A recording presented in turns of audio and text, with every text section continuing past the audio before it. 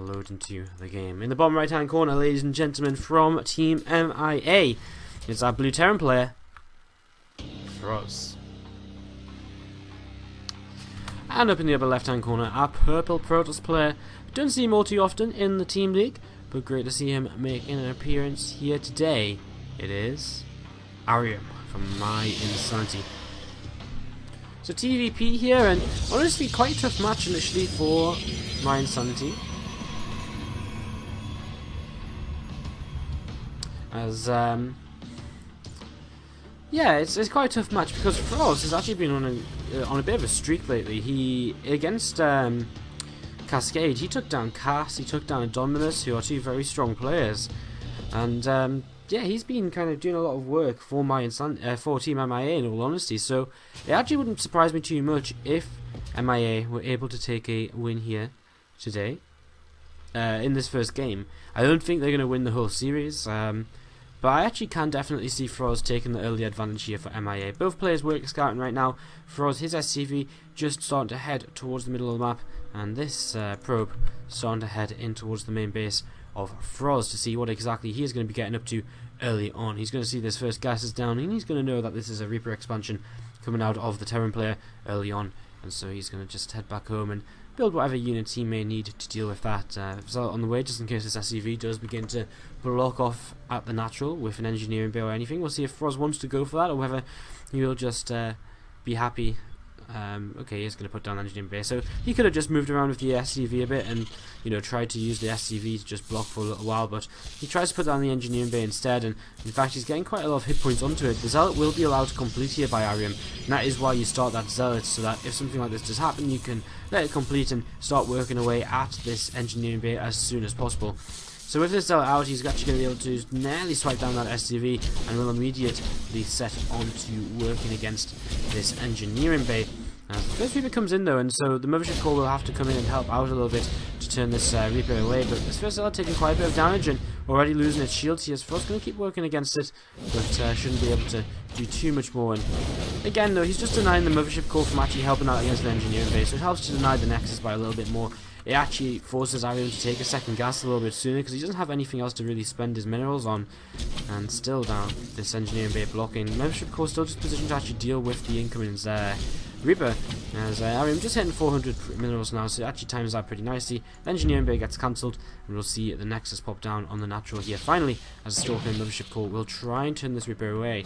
frozz not really seeing anything with this just yet because there isn't anything to scout early on at this kind of point in time, so he doesn't see that just yet, and well, he doesn't see any kind of tech just yet. There will be a robot facility from Arium as his Nexus is now finally on the way. Back at home for frozz, he actually pulled out a gas, and he's just added on extra barracks.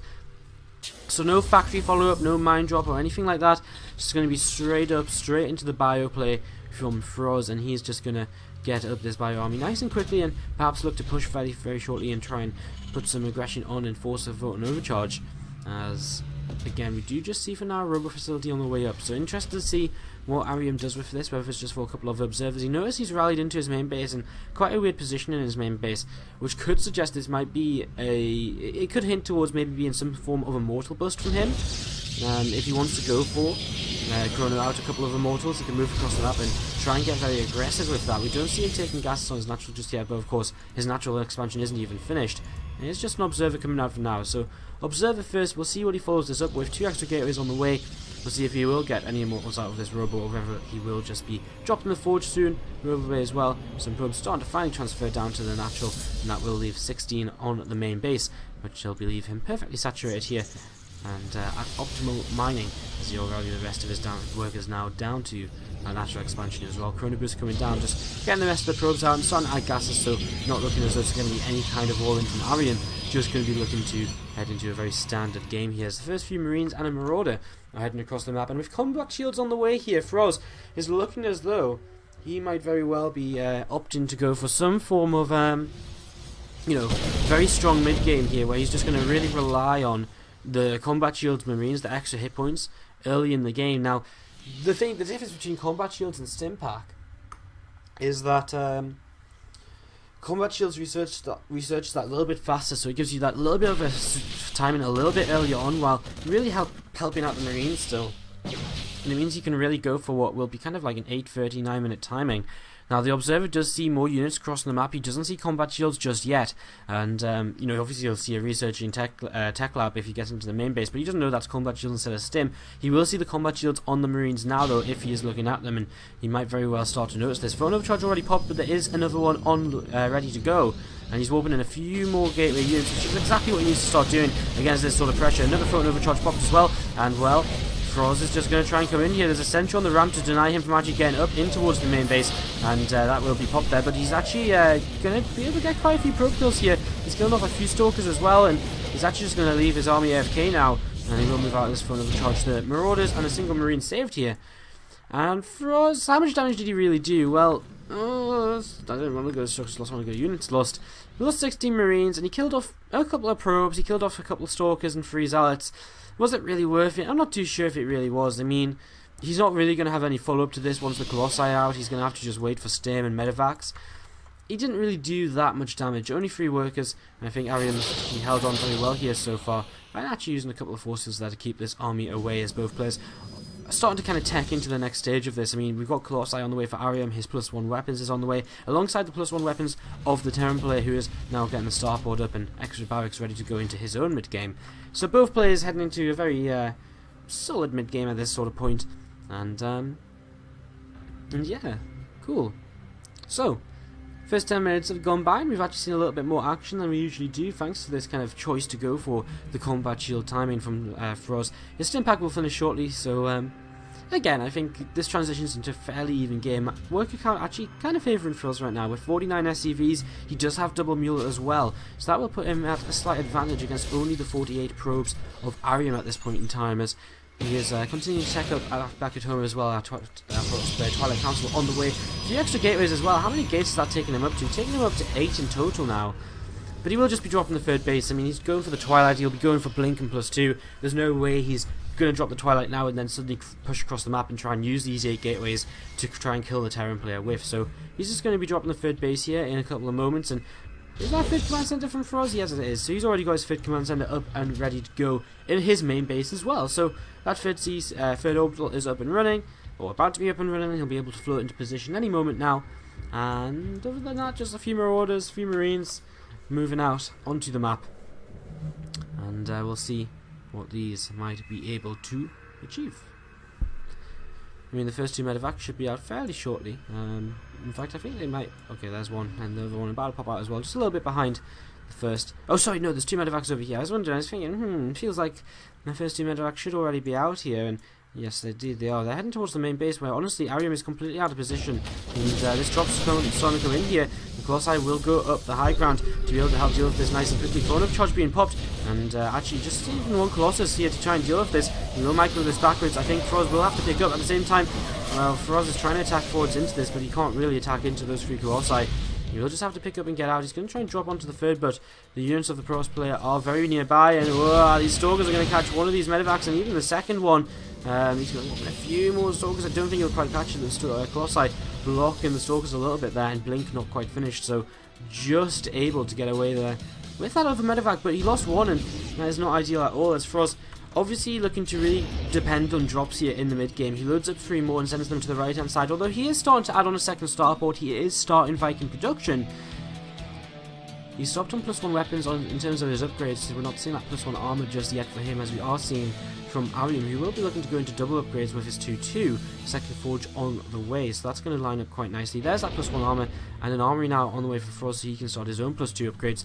Good pylon placement out on the map, and an observer as well will reveal this group of medevacs heading in towards the base very, very early on, and Arium should stand that first medevac, immediately killing that off, and the other 2 just have to back off here for now, as frozz once again moving through the middle of the map. But he's lost so many units so far, so inefficient. He's really traded for absolutely nothing. He hasn't really killed anything, and he's just continued to lose marines and marauders. He does actually start to drop into this natural expansion, but the stalkers are still nearby, and well, he doesn't really get anything done here at all, and I can only feel that that was a major mistake now, as he's not going to gain access to this 3rd base at all, because these rocks are down, and well, there's Colossi up here anyways, and he only has a handful of units. I'm trying to think, where else might his units be. I don't know if they're on the map in more medevacs, but no, okay, that's the only other medevac on the map, that one over there, so he's thrown away so many medevacs here, and that really hurts him at a time of this game where he wants to really be stacking up the Viking count. He wants to be making only Vikings, but now he's going to have to add in a few more medevacs to just heal up his army, never mind to drop with more. Because if you don't have that healing on your barrier, very quickly you'll see it kind of running down on health, and once it's run low on health, it's actually a very inefficient army anyway. You're just not going to be able to get anything done with it. So you see a turret starting to come up here at the front for frozz. He's just starting to play defensively a little bit now, adding on some extra barracks, but again, this early game has not gone well for him at all. And then moving across them up here, we actually see some Blink Stalkers, and they'll just be trying to pick off whatever they can. Is that not a turret? Okay, it is a turret. I thought it might have been a Sense Tower for a moment there, but it is in fact a turret. This group of Blink Stalkers might be able to grab that, as a couple of units are standing forwards here. They will find these Stalkers, and well, the Stalkers will find them first, taking down 2 Marauders here to begin with. Scan reveals that the rest of the army isn't there, and frozz will stim forwards a few Marauders, not that many though really, and another one of them actually goes down. So again, frozz just slowly training away his units for no real advantage here. He's stacking up the Vikings right now and beginning to move forwards a little bit. He's got +2 on the way, he's got +1 vehicle weapons as well, which will help a bunch against that against the Colossi for the Vikings. Stalkers moving forward again here from Arium. Pretty much just on mass Colossi back at home. And there's walking towards this third base, getting a little bit of damage done. Not too many workers killed though, I don't believe, so frozz turning around to respond to this, and we'll have to start cleaning up his pylons out on the map. And he should be aware, of course, that something is around there. And these Stalkers start to get targeted down the middle. Now, seeing these Stalkers in the middle map is kind of interesting, because it tends to mean that there's not really any anti-air at home, so, you know, frozz could maybe take that opportunity, maybe if he wanted to attempt to fly his Vikings around and maybe try and snipe off these Colossi. Maybe worried about other things right now, though. He is maxed out, but so is Arium almost, and Arium even starting at 4th base right now. He's got Storm on the way as well, he's got Archons coming in, and I mean, it's been a very passive game in the last few moments. Storm's about to finish, and well, there's a lot of Vikings here. How many in total? 17 Vikings, that's a lot of Vikings to take down 5 Colossi. But with Storm's finishing, it's going to be very, very difficult for a Terran player to really move in and get damage done. We see here SCVs actually starting to be pulled across the map. And they were the SCVs at the third base, as we actually see Stim in here from our Terran. A couple of Time Wolves come down defensively. The Colossi have fallen very, very quickly. Where are the Templar? I don't really know where the Templar are. There's only one Templar out on the map. What's happened to them? They've disappeared. Has he just morphed them all into Archons? And oh no, Arium's just going to completely die. Ah, there's one Storm, but that's his only Storm. He only had one Templar. I think he might have just morphed his Templar into... Did he lose them? Units lost? No, he hasn't even lost a single Templar, so he's only lost the Archons. Which he morphed them in. So he had Storm, but he just didn't actually have any Templar, and the Viking count was way too high for the number of Colossi, so he dealt with those very quickly. But without the Storm, Arium is in a lot of trouble. He's pulling his probes into this, trying to help out, and well, I thought frozz was in a little bit of trouble because those Zealots were doing a lot of damage at his third base, and he actually had to pull his SCVs across just to help out against that. The supplies are still fairly even here right now. +2/+2 has finished for Arium against just +2/+1 of the Terran player, and in fact he is starting to close this supply gap, which was a lot larger just previously. These medvacs will start to boost away, sprint forward from the Stalkers though. We'll clean up these last couple of Vikings. And we're looking at 34 probes against 49 SCVs right now, as again, this one pylon has been the real nuisance here of this game for frozz, and I actually thought this game was over. You know, Arium's supply was absolutely plummeting there, but in the end, he was kind of okay. It was kind of weird. Like, I think in the end, I think frozz needed to kind of disengage a little bit sooner. But if you look at that unit's loss, maybe Templar don't show up on this, and they only show up as Archons. Maybe I'm a little bit off with that, but I don't see how he would have killed all the Templar without a single Storm going off. I mean, when we saw him stimming, he was all clumped up over here, and the Vikings were starting to move forwards, but we didn't see any Templar doing anything, and I can only think that he morphed the only Templar he had on the map into those Archons, which, yeah, kind of, well, very, very weird here, as these medevacs going to come up the left-hand side. Some Stalkers are not in a position to blink forwards to deal with these, and well, these units are going to start dropping in towards the main base, start shutting down his production. Now, there's not too much here. Without Colossi, though, he's not going to be able to just walk up into the main base as before to turn this around, and so this Nexus is going to go down very quickly. Forge could be a very good target here, and he's going to get the Forge, which is researching. He's going to go for the pylons instead, and now he's going to start killing those Forges, gets the pylons, so it looks as though he'll stop both of these, and he will stop +3 attack from coming into this game, and he's going to be able to lift up, and actually, he moves up to the top left for a little bit first. A couple of feedbacks could come down, but this Templar apparently not quite in range, as the Stalkers will come in from the right hand side and chase these medevacs as they go across the left. But the high ground will help out enough here, as at the same time a handful of units have moved forward and taken down the 4th base. So Arium still struggling a little bit here, as the hallucinated Phoenix will get cleaned up by these units already on the ground. Scan coming in, seeing just the Stalkers at this 3rd base. Of course, the rest of the army moved all the way into the main to try and deal with this.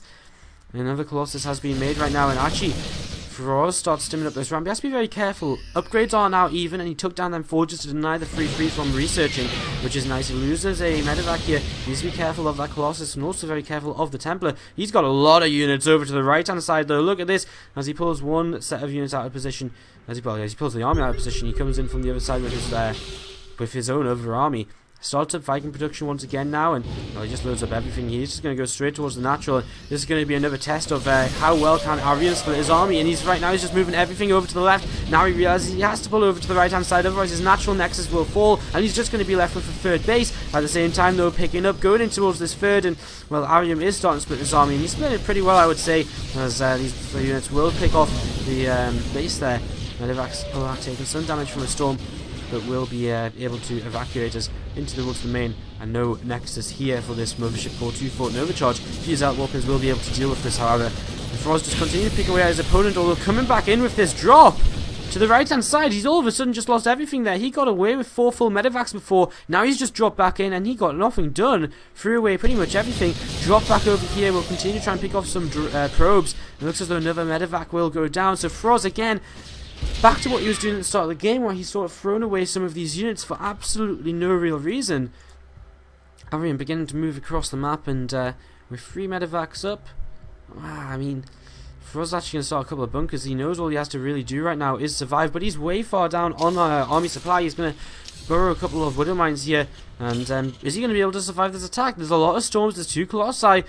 It's equal upgrades, as the Viking can continue and rise here. Stalker initially taking some damage. Now these mines are in vision of that observer. They're starting to go off, weakening the zealots a little bit, as frozz will split his army, but the colossi are moving forwards here, and again frozz is down on army supply going into this fight, as the storms will start to come down as well now. These colossi remain untouched in the back, and has thrown away those last few medevacs. Maybe just turn this around. Arium is on 1 nexus, but frozz will have to throw out the GG, because Arium just has too much army. Frozz throwing way too much away there in the game, in the end of that game.